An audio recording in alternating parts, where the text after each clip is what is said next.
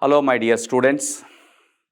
Welcome to SSC JE 2024 revision series regarding RCC and PSC. My dear, I am P. Somasekhar, faculty at AC Engineering Academy. Today we will see the syllabus, weightage and model questions from SSC JE for 2024. Right. See the first revision series for RCC. Weightage of this subject, it is not fixed, every year it is changing. On an average, you can expect minimum to minimum 10 questions. Coming to the syllabus, it is also important because you can't go beyond the syllabus. RCC design, RCC beams, flexural strength, shear strength, bond strength, then design of singly reinforced and doubly reinforced beams, cantilever beams, then T-beams, lintels, one-way and two-way slabs, isolated footings, reinforced brickworks, columns, staircases, a retaining wall, water tanks. Then given very clearly, RCC design questions may be based on both limit state and working stress method. Right. In few colleges, working stress method is not covered, right? But you take any competitive exam, working stress method will also be given. Even questions are framed based on working stress method. Okay, right. Can see the next preparation strategy. Very important for every subject. You have to know how to prepare. Coming to this subject, first priority you can give for codal specifications because most of the questions given from IS code. Most of the questions given from IS code. After that, there is a chance to give definitions also. After that, more and more chances are there to give based on concepts. So you have to give the priority like this. First, you can give preference to IS codal specifications. Then give priority for definitions. Then come to the concepts. Okay. Next one. IS codal specifications. My dear, better you can take once a screenshot. From this one only you can expect questions from codal specifications. What is minimum cover for beams, slabs, columns and footings? Then minimum area of steel for beams, slabs, columns and footings. Maximum area of steel, minimum diameter and maximum diameter, minimum and maximum spacing, then assumptions, effective span, side face reinforcement, like this. You just take once the screenshot of this slide. Okay. Coming to the definitions, effective depth, singly reinforced beam, doubly reinforced beam, lever arm, characteristic load, etc., etc. Right, you can take screenshot once. Okay, right. Coming to the concepts, types of sections, need of doubly reinforced beams, critical depth of neutral axis, etc., etc. Based on these concepts, they will frame questions. Okay, coming to the first question, I'll give you here few model questions for the examination, right? Come on, first question, if the width of foundation for two equal column loads is restricted, the shape of footing is generally adopted is, options given, A, square, B, triangle, C, trapezoidal, D, rectangle. Very clearly mentioned in the question, width of footing is restricted. When width of footing is restricted, the best one is a rectangular combined footing. Already decided to go for combined footing. Here we have to select the shape, whether it is a rectangle or a trapezoidal. Mostly we use these two shapes. When width is restricted, you can go for a rectangular combined footing. If length is restricted, then you can go for trapezoidal combined footing. Now the correct answer is D, a rectangle. Rectangle, okay? Right. Coming to the next one. As per IS 456-2000, minimum grade of concrete used in coastal area is, my dear, options given: A, M20, B, M25, C, M30, D, M40. Clearly mentioned that coastal area. This IS 456-2000 indicates that RCC. In RCC, what is the minimum grade of concrete? This is the reference code for RCC. What is the minimum grade of concrete used in coastal areas? My dear, it is M30. M30. In general case, minimum grade of concrete used for RCC in general construction is M20.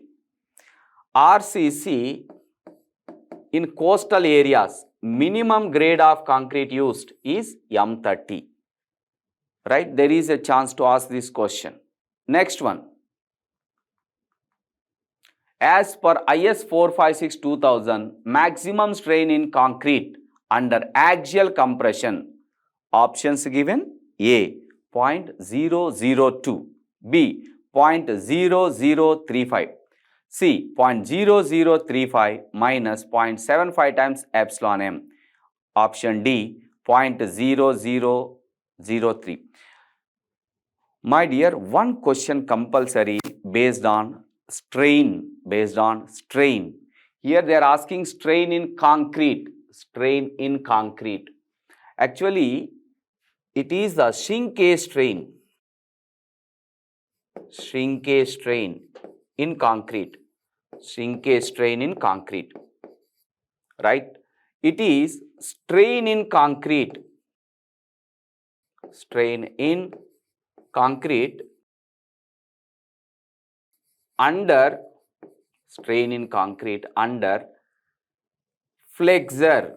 under flexure. It is strain in concrete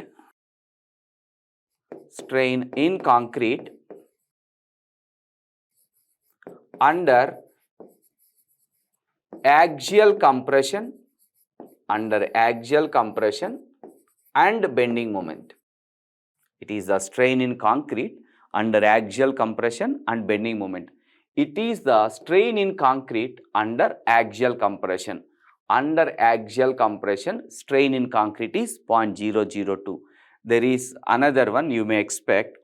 Strain in tension steel.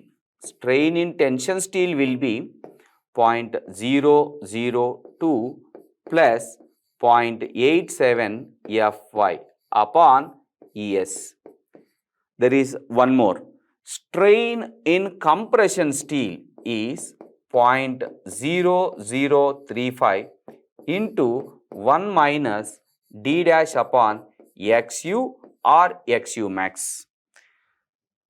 In this 5, any one you will expect in exam. Axial compressive strain in concrete is 0.002. The correct answer is option A. Here given option B, it is under flexure strain in concrete, maximum strain in concrete under flexure. And the option C given strain in concrete under axial compression and bending moment. And option D given here, shrinkage strain in concrete.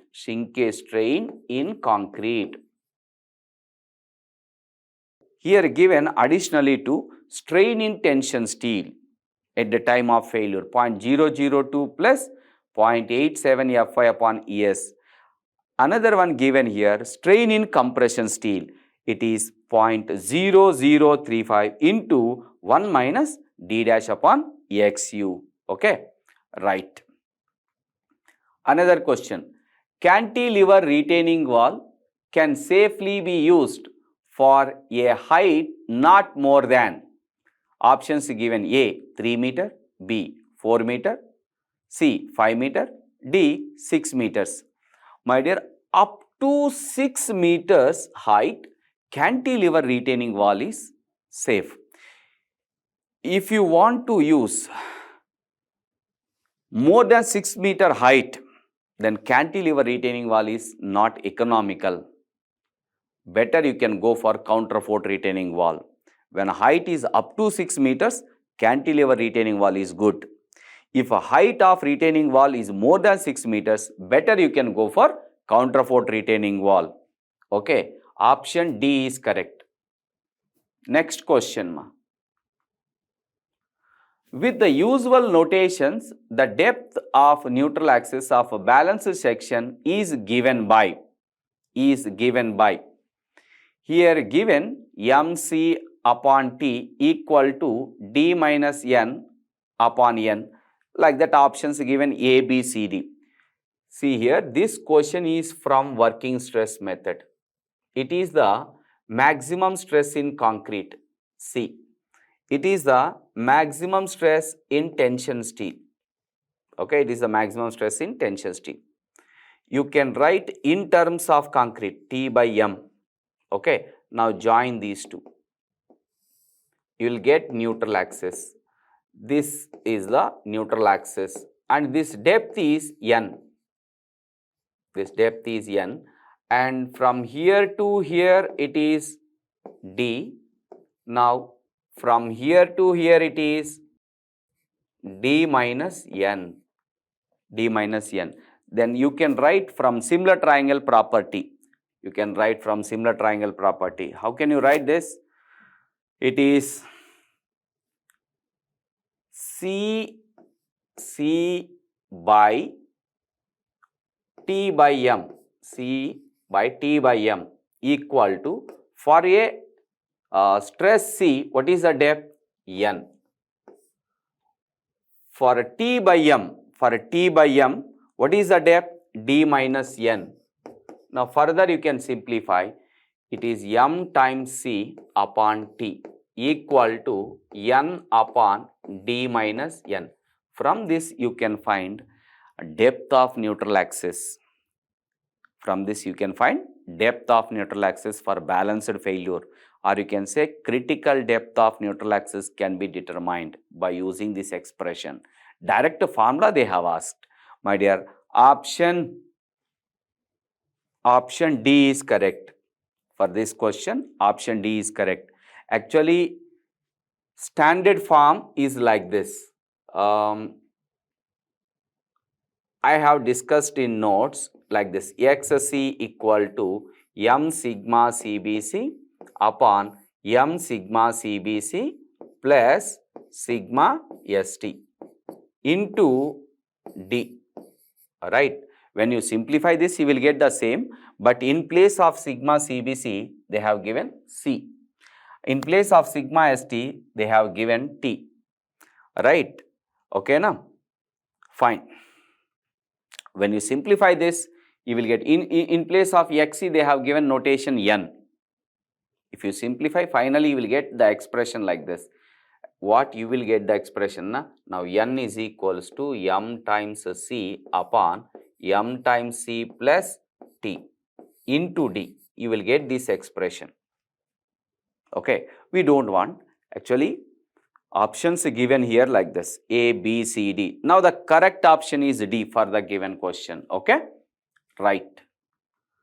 When earthquake or wind load is taken into account, the permissible stresses in working stress method are increased by. Whenever the structure subjected to wind load or earthquake load, the permissible stresses in concrete and the permissible stresses in steel shall be increased for economical design by 33.33% according to IS code. 33.33%. Option A is correct. Option A is correct. Next question, ma. The factor of safety used for steel and concrete in working stress method, it is important, in working stress method respectively. Actually, working stress method and limit state method. We have two different methods to design the concrete structures. We have two materials. Let us take material. Material is concrete and steel. Two materials we are using mainly in RCC. What is the safety factor used for concrete under working stress method? It is 3. For steel, 1.78, or you can take a round figure 1.8. Okay.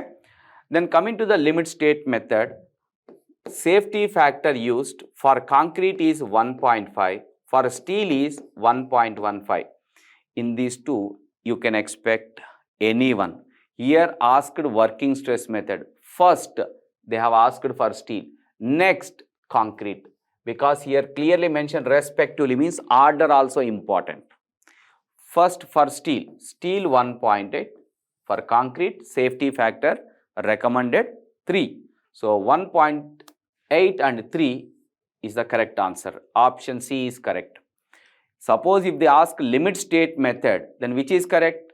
For steel 1.15, for concrete 1.5. Option A correct if it is limit state method. Okay, right. Next question. In a singly reinforced beam, if the stress in concrete reaches its allowable limit earlier than the steel reaches its allowable value, then the beam section is said to be, my dear, stress in concrete and stress in tension steel. Clearly mentioned in the question, stress in concrete reaches its allowable stress earlier than stress in concrete. It means when it is reached to allowable stress, stress in steel not reached to its allowable stress. First, stress in concrete reached to its allowable stress. Then which section is it? My dear, it is over reinforced section. How can you say? Actually, when area is more, area of steel is more. If area of steel is more, stress in steel moving slowly and the stress in concrete moves at faster rate. Okay, when area of steel is more in the section, the stress in tension steel moving slowly, but the stress in concrete moving at faster rate. As it is moving at faster rate, hence it will reach to its allowable limit first. Okay, right. Here it is over reinforced section. Option C is correct. Option C is correct. Next question. Spacing of stirrups in a rectangular beam is, options given. A, kept constant throughout length. Option B, decreased towards center of the beam. C, increased towards the center of the beam. D, increased at the ends. My dear, if you take general case, simply supported beam subjected to UDL, then shear force diagram looks like this.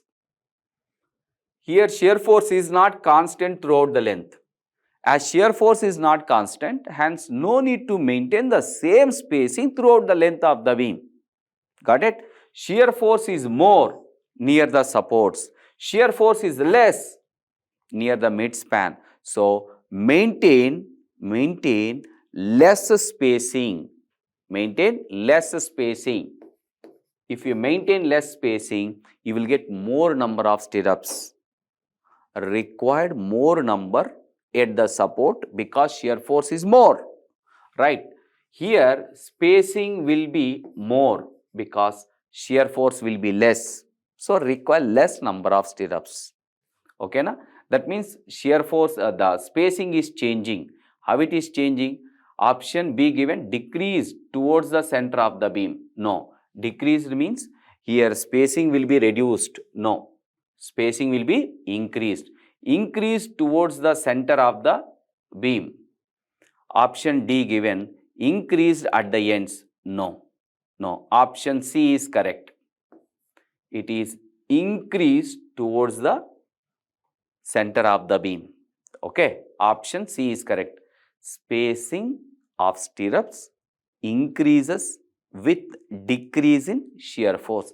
As shear force is decreasing towards the midspan, so you can increase the spacing for stirrups. Option C is correct. Next question. Doubly reinforced beams are preferred. When do you go for a doubly reinforced beam? Options given. A. When the depth is restricted due to headroom, etc. Definitely, when depth is less, obviously concrete area less. As concrete area is less, steel area required more. So, we can split the steel partly into tension zone and partly into compression zone. That's why needed a doubly reinforced beam. Then, when there is a chance for a stress reversal along the length of the beam, definitely we can go for a doubly reinforced beam when the beam is subjected to reversal of stresses. True. C. Beam subjected to impact loads. Definitely, impact load is a shock load. Concrete alone cannot resist the shock load. So, we have to go for design of doubly reinforced beam. Option D, all above. Yes, in all the cases, we can choose a doubly reinforced beam. Option D is correct. Next question. The stress strain curve of the concrete as per IS 456-2000 is, options given. A perfect straight line up to failure. B. Straight line up to 0.002 strain value and then parabolic up to failure. C. Parabolic up to 0.002 strain value and then uniform up to failure. Option D given, linear up to 0.002 strain and uniform up to failure. Actually, for a design purpose, the stress strain curve of concrete recommended by IS code is parabola up to 0.002 strain, then uniform or constant till failure. Concrete will fail at this strain. Okay, it is parabola up to 0.002 strain.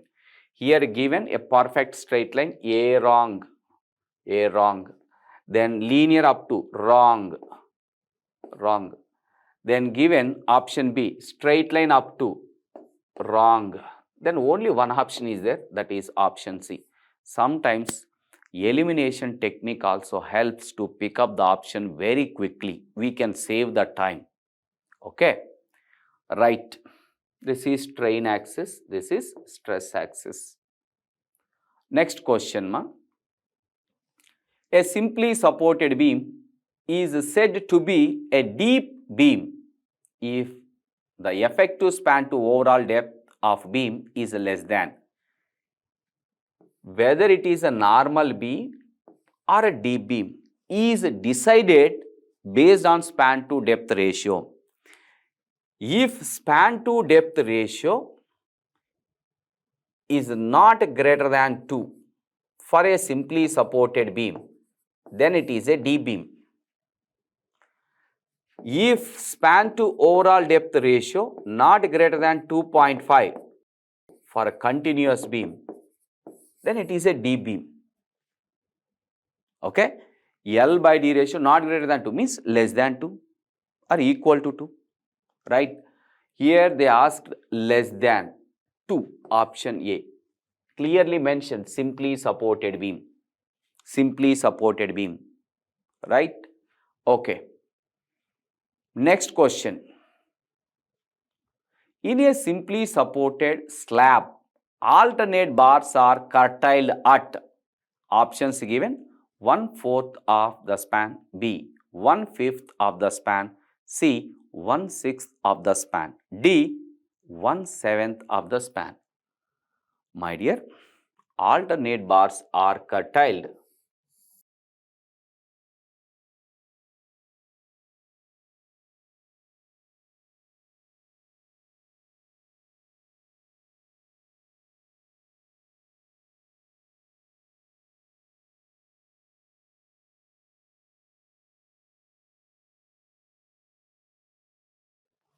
Alternate bars are curtailed at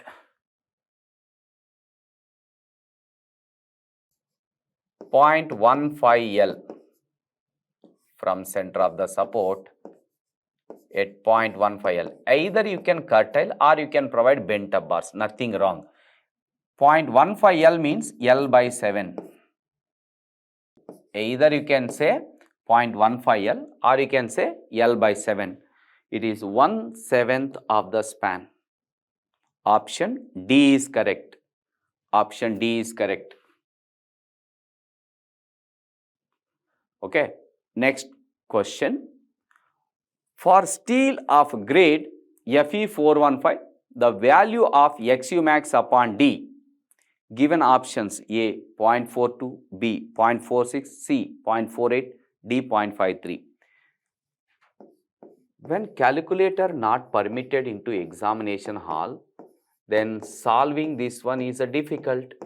0.0035 upon 0.0055 plus 0.87 Fy upon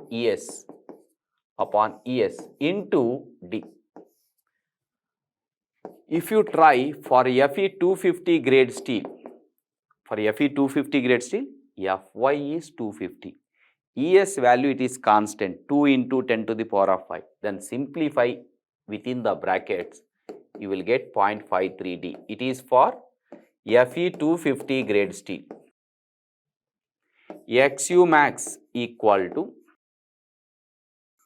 0.48D for Fe415 grade steel.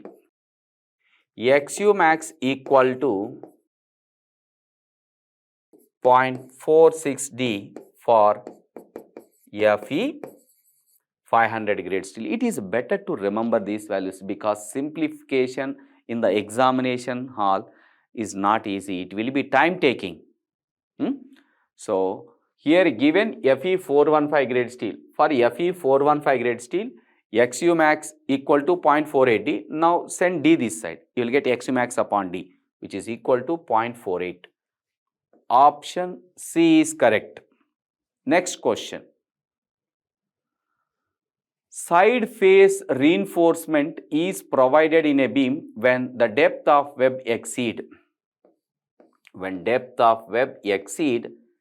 750 mm, when member is subjected to flexor. You can provide side face reinforcement. When depth of web is more than 450 mm, when member is subjected to torsion, provide the side face reinforcement. When depth of web is more than 500 mm, if the member is made of prestressed concrete. 3 situations. In the 3 situations, we can go for side face reinforcement. Here you check it. Side face reinforcement is provided in a beam when the depth of web exceeds. They did not talk about flexor. They did not talk about torsion. They did not talk about prestressed concrete. Nothing is mentioned. Simply they asked, when do we provide the side face reinforcement? Right? If nothing mentioned, you have to consider general case. General case is when member is subjected to only flexor. So, option D is correct. If member is subjected to torsion, 100% they will give in question. If it is a prestressed concrete member, 100% it will give in question. But prestressed concrete is not given in syllabus, but rarely they are asking questions, 1 or 2 questions, simple questions they are touching. Right. Come on. Next one. If the length of a wall on either side of a lintel opening is kept at least half of its effective span L, the load W carried by the lintel is equal to the weight of brickwork contained in an equilateral triangle, producing a maximum bending moment. This is the triangular loading. Triangular loading is W. Okay. Now this W is split. This side W by 2. Even this side also it is W by 2. Now take it here. it is W by 2, it is W by 2, right, at L by 3, L by 3, L by 3. Now reactions are W by 2, W by 2. Now maximum bending moment is W by 2 into L by 3, WL by 6. Maximum bending moment you will get WL by 6. If it is the triangular load distributed over to the lintel, the total load is split into two equal halves, W by 2, W by 2. These loads are acting at the centroid of the triangle. So finally, if you make it into a beam which is acting at L by 3, L by 3, L by 3. Now take the moment from the reaction W by 2 into L by 3, WL by 6, W by 2 into L by 3, WL by 6, right? Okay, fine. So WL by 6 is the maximum bending moment here. Okay, right. Next question. The area of minimum tension reinforcement provided in beams as per IS 456-2000 is options given. A. AS upon BD equals to 0.85 upon Fi. B. ASV upon B into SV equal to 0.4 upon 0.87 Fi. Option C, 0.8% of gross cross-sectional area. Option D, 0.12% of BD. My dear, this 0.12% of BD is the minimum steel in slab. Minimum steel in slabs. If HYST bars used, if HYST bars used, okay, 0.8% of gross cross-sectional area. This is the minimum longitudinal steel in a column. Minimum longitudinal steel in a column. ASV upon BSV equal to 0.4 upon 0.87 Fi. It is the minimum shear reinforcement in beams. Minimum shear reinforcement. Minimum shear reinforcement in beams. But the question is minimum tension reinforcement in beams. Option A is correct. If they asked minimum shear reinforcement, option B correct. If they asked minimum steel in columns, option C correct. If they asked minimum steel in slabs for HYST bars, option D correct. Anyway, for the given question, option A is correct. Okay, right. Next question. Long and short spans of a two-way slab are IX and IY, or LX and LY. And the load on the slab acting on strips parallel to LX and LY be the WX and WY respectively. According to Rankine-Grashof theory, what's the relation between this? Okay. See, my dear, it is the slab.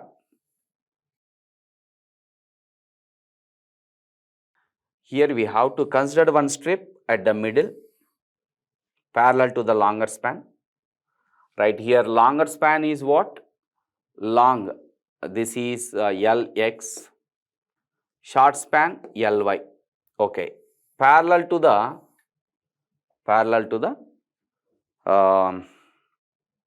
what is that? Shorter span. One strip I have considered at the middle or at the center. Right. At this point, I am talking about at this point. Okay. At this point, deflection is same. Deflection is same. Okay.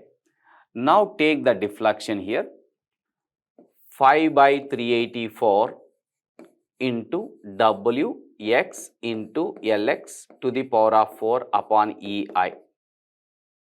Here 5 by 384 into Wy into Ly to the power of 4. Longer span is Lx, this is Lx, this is Ly, okay, upon EI. Now 5 by 384 cancel, EI gets cancelled. What is Wx upon Wy? Wx upon Wy is equals to Lx upon Ly whole to the power of 4. Whole to the power of 4. Okay, na? Clear? So, option D is correct. Here notations they have given like that. Okay, don't worry. Option D is correct. Next question. The maximum area of tension reinforcement in beams, very clearly mentioned. Maximum area of tension reinforcement in beams is, options given: A 2%, B 4%, C 6%, D 8%. Actually, in beams, we can provide tension steel as well as compression steel. Maximum tension steel should not be more than 4% of gross cross-sectional area. Even maximum compression steel should not be more than 4% of gross cross-sectional area. In slabs, maximum steel should not be more than 4% of gross cross-sectional area. In columns, maximum steel should not be more than 6% of gross cross-sectional area. Important. In footings, it is same as that of slabs. It is same as that of slabs. Here clearly asked maximum steel, that too in beams, in tension zone. 4% is the correct answer. 4%, right? Okay. Next question. The main reinforcement to be provided in a cantilever beam is at, options given: bottom, top, neutral axis, anywhere in the beam. Okay, you can take cantilever beam here. You take a cantilever beam. When cantilever beam is subjected to loading, when cantilever beam is subjected to loads, just apply the load.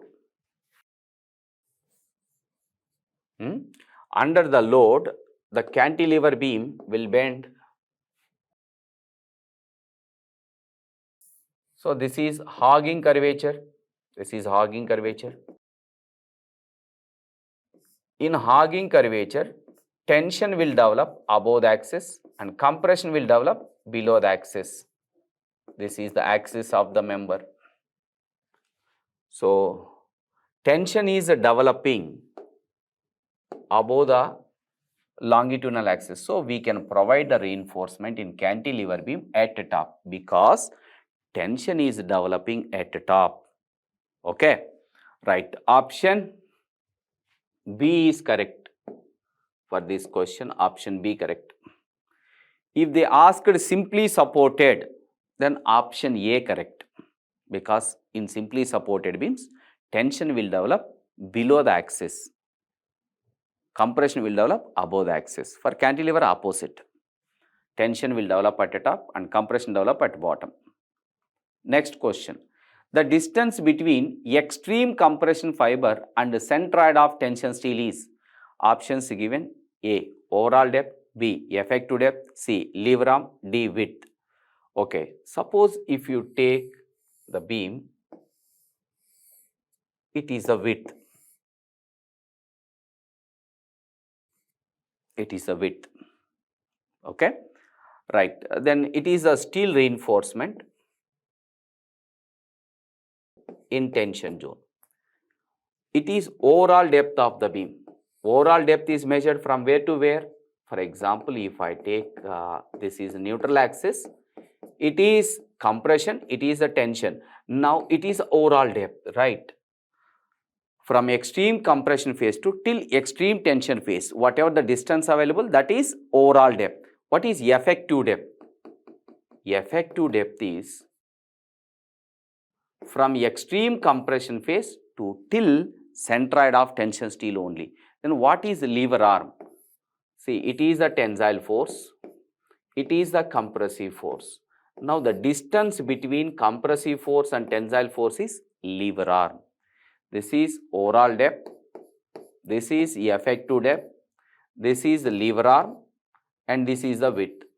Here they have given distance between extreme compression fiber and centroid of tension steel. This is effective depth. Effective depth. Okay. Right. Next question, ma.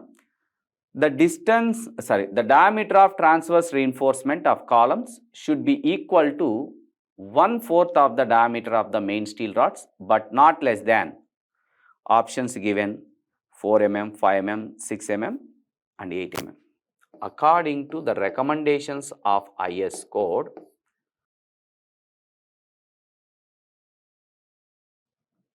one-fourth of the diameter of main steel or 6 mm, whichever is maximum.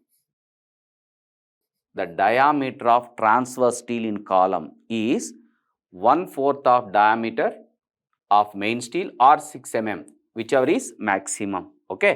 Option C is correct. Next question. Okay, before I am going to the next question, my dear, ACE is conducting mock test on 26th May, timings 1 p.m. to 3 p.m. my dear, which is online mode only. It is for civil, mechanical as well as EEE. My dear, if you write the test, you come to know the reality, where you stands. You can feel it like a real time, how you write the exam. In the same way you can feel it. So, better once you can take the test series. I think its cost also very less. It is around 100 rupees. It is very nominal fees, very nominal fees. Okay. Just to help the students, to provide awareness, to write more and more number of students, they have given fees only 100 rupees. Better you can take once test series. Okay. Right, my dear. Next. A doubly reinforced beam is considered less economical because options given: A, tensile steel required is more than that of a balance section; B, compressive steel is under stress; C, shear reinforcement is more; D, concrete is not stressed to its full value. My dear, compressive steel is under stressed. That's why doubly reinforced beams are considered as less economical as compared to singly reinforced beams.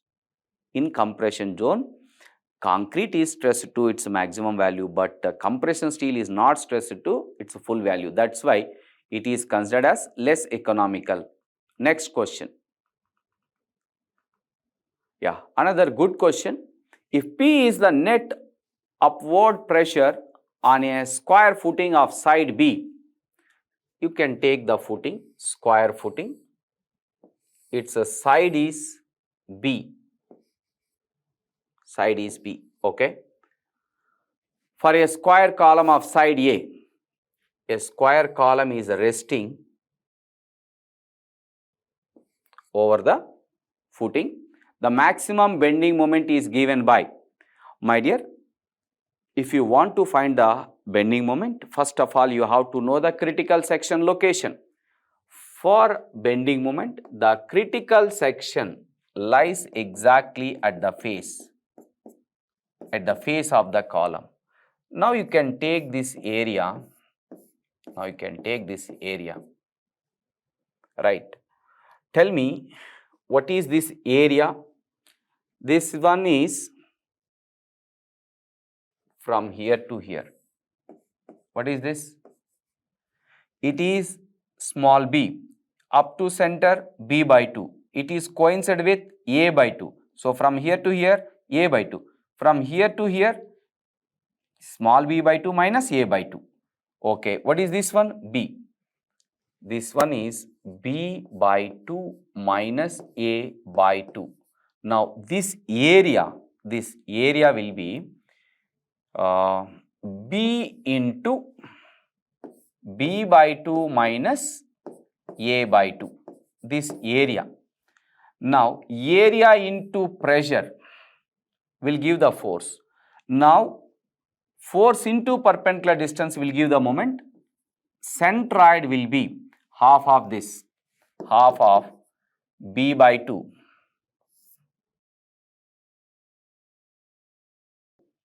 half of B by 2 minus small a by 2.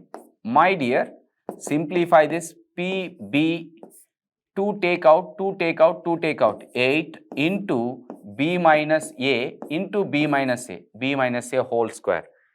PB by 8 into B minus A whole square. Option D is correct. Okay na? Right. If you know where is the critical section, then easily you can find out. Right. Because this part is looking like a cantilever. When cantilever subjected to UDL, however you find the moment, in the same way you can find out. Okay. Right. Next question, ma. What is the assumption in the steel beam theory of doubly reinforced beams? Only steel bars will resist tension, only concrete resist tension, stress in tension steel equal to stress in compression steel, both concrete and steel will resist the compression. According to steel beam theory, there is an assumption that stress in tension steel must be equal to stress in compression steel. Option C is correct. Okay. Next question.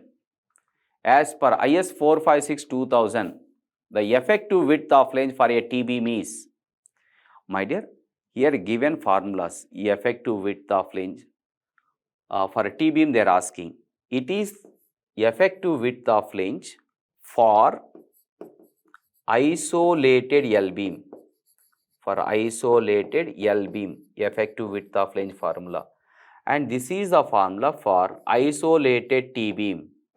For isolated T-beam, effective width of flange formula. And it is for L-beam. For L-beam, effective width of flange formula. And it is for T-beam. For a T-beam, effective width of flange formula. They are asking simply for a T-beam, not for isolated T-beam. Option A is correct. Next question. Minimum time period for vertical formwork to columns. My dear, 24 hours. 24 hours sufficient to remove the formwork, vertical formwork to the columns. 1 day or 24 hours. Next. A T-beam behaves as a rectangular beam of width equal to its flange if it's a neutral axis. My dear, whenever neutral axis lies within the flange, neutral axis lies within the flange, then you can treat it like a rectangular section.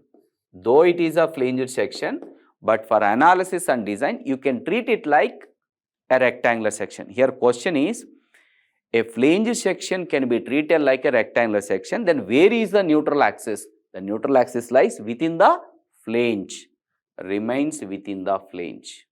Option C is correct. Next question.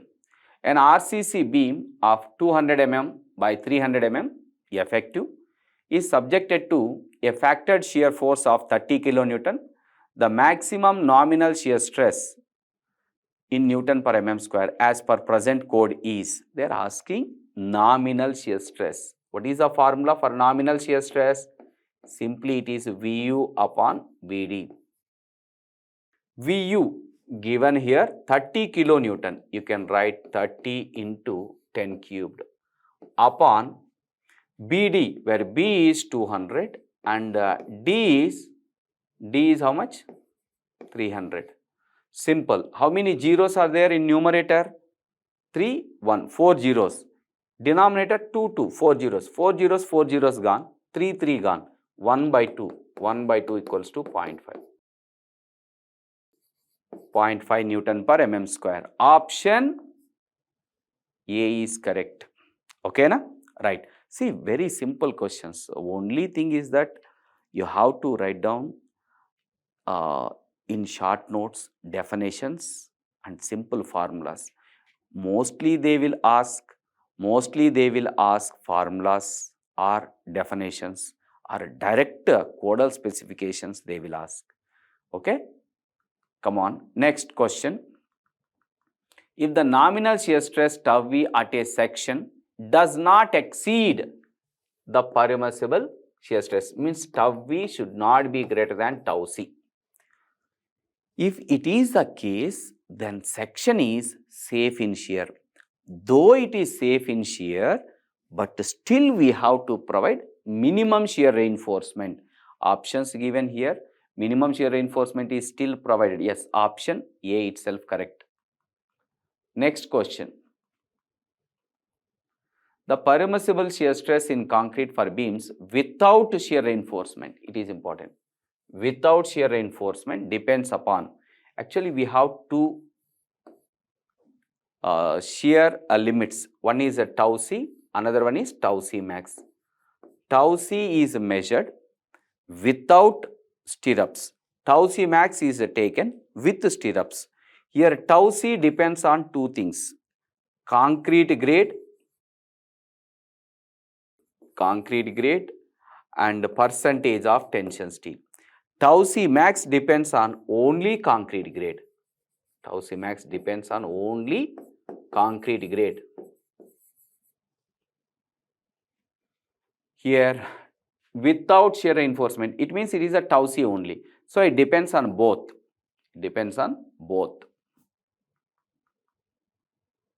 The maximum spacing of vertical stirrups in a beam as per IS 456-2000, options given here.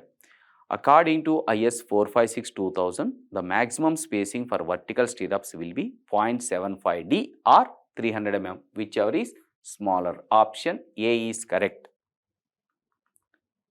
Next, the lap length in compression is not less than, my dear, it is the lap length in flexural tension or bending tension.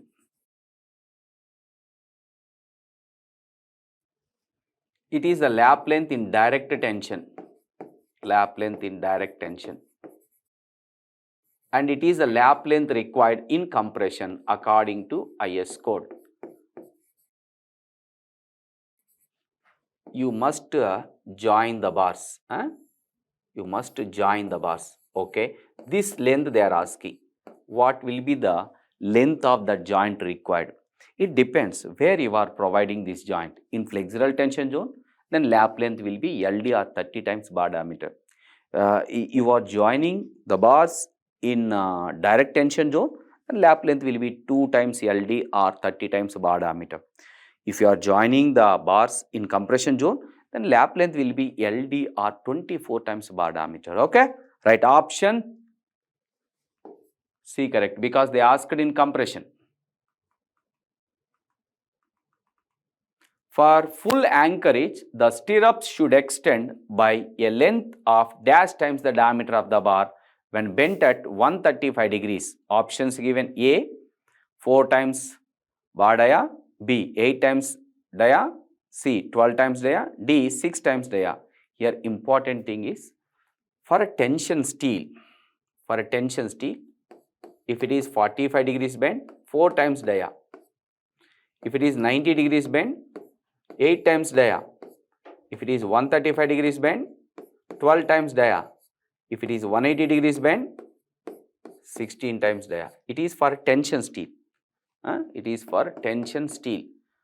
For stirrups, this value not recommended 45 degrees. For 45 degrees bend. For 90 degrees bend, 8 times dia. For 135 degrees bend, 6 times dia. For 180 degrees bend, 4 times dia. Clearly mentioned that stirrups, angle of bend given that 135 degrees. For 135 degrees, for stirrups, it is 6 times bar diameter. Option D is correct. For a tension steel, angle of the bend or anchorage value. For stirrups, anchorage value. Okay, right.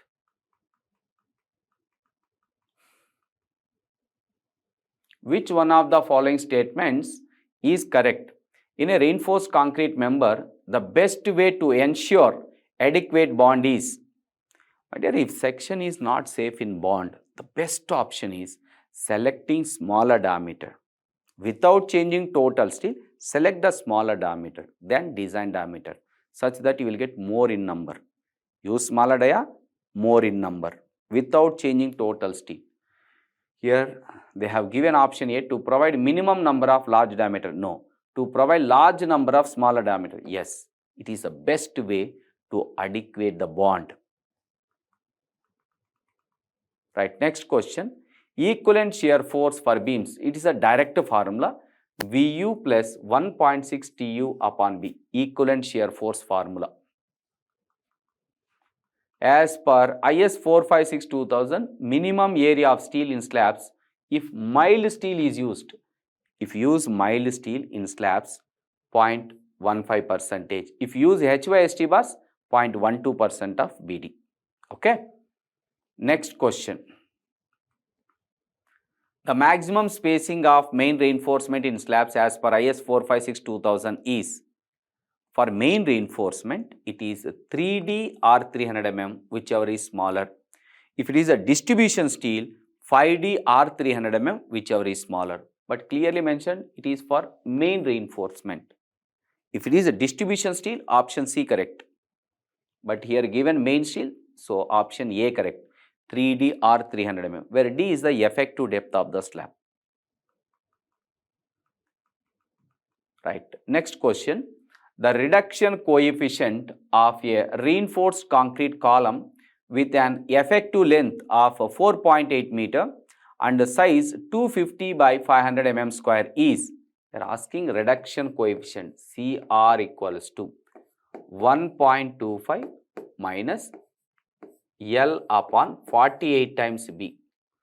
That is 1.25 minus effective length of column given here 4.8 meters. You can write 4800 upon 48 times B given 250. B given 250. Right. Now 48 ones are 48 hundreds are. So 0, 0. Now 5 twos are 5 fives are. So 0.4. You will get 0.85. After simplification, you will get 0.85. They are asking reduction coefficient. This is a direct formula recommended by IS code used for long columns under working stress method. To estimate the load carrying capacity, we can use CR. Next question. As per IS 456-2000, maximum diameter of steel bar used in slabs.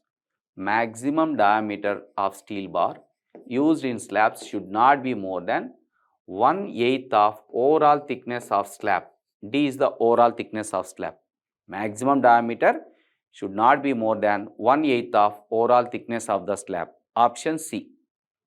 Next question. The minimum thickness of a flat slab required according to IS 456-2000 is, minimum thickness of flat slab according to IS code is 125 mm. Next, torsional reinforcement in two-way restrained slab required for a corner with two continuous edges at any corner. If both edges are continuous, then no need of providing torsion reinforcement, not required, because net torsional moment becomes 0. Okay. Next question. The permissible value of deflection for a two-way simply supported slab with a shorter span less than 3.5 meter and the live load is less than 3 kN per meter square using deformed bars. What is the L by D ratio? L by D ratio, right? It is a two-way slab. It is two-way slab. The two simply supported. L by D equals to, my dear, 35. For mild steel, if you want for HYST bar, multiply with 0.8. So, you will get 28. Option B is correct. Option B is correct. Okay. Right. Next question. The minimum number of bars in a circular RC column as per IS 456-2000 is, minimum number of bars in a circular column 6, in a rectangular column 4. Okay. Next question. An axially loaded column is of 300 mm and square in section. The effective length of the column is 3 meter. What is the minimum eccentricity? Minimum eccentricity will be unsupported length of column upon 500 plus lateral dimension upon 30 or 20 mm or 20 mm, whichever is maximum. Whichever is maximum. Here unsupported length not given, given that effective length, but support conditions not given. If support conditions not given, you can use effective length as the unsupported length. So it is 3 meters, write in mm, 3000 upon 500 plus B is 300 mm, 300 by 10. If you simplify, you will get 16 mm. Now compare with the 20 mm. Compare this, it is more, 16 mm, 20 mm, this is more. So therefore, E minimum equals to 20 mm. Minimum eccentricity will be 20 mm. Option D is correct. I hope you will understand how the questions there will be a chance to ask in exam. Almost in this model, like this type of questions you can expect in exam, right? Due to time constraint, my dear, I am not able to give a few more questions, okay? Anyway, I wish you all the best. I wish you all the best, okay?